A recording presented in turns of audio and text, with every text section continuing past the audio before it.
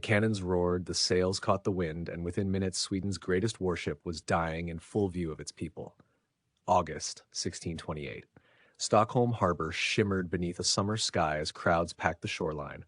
Children climbed onto barrels, nobles leaned from balconies. This was history in motion.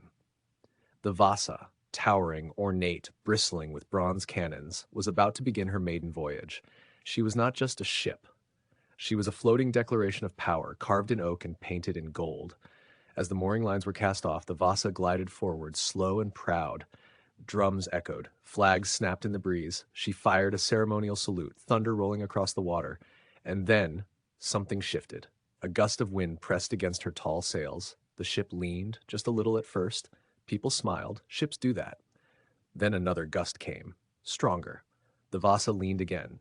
Farther this time. Water crept in through the open gun ports. Sailors shouted. Orders were screamed, then swallowed by panic.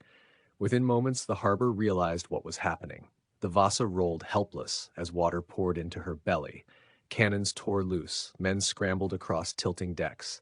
Some leapt into the water. Others vanished inside the ship as she filled and sank. Slow enough to be horrifying, fast enough to be unstoppable. She traveled less than a mile. The shock was immediate and absolute. How could the pride of Sweden collapse in front of the king's own city? The answer was as uncomfortable as it was simple. The Vasa was doomed before she ever touched water. She had been built too tall, too narrow, too heavy above the waterline. Political pressure demanded more cannons, more grandeur, more intimidation. Engineers knew the risks, but no one dared say no. Stability tests failed quietly. Warnings were ignored. The ship had been forced to carry a crown she could not balance. In the aftermath, blame drifted like wreckage. No single person was punished. No trial could undo what had already been revealed. Power, when rushed and unquestioned, can sink itself. For 333 years, the Vasa lay in the cold, dark harbor mud, a monument to ambition beneath the waves. When she was finally raised, nearly intact, the world stared again. Not in celebration this time, but in reflection.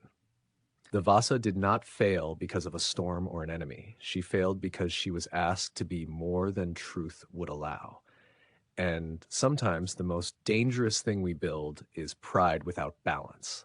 If this story moved you, please like, share, and subscribe, and let me know in the comments what other moments from history you'd like to explore next.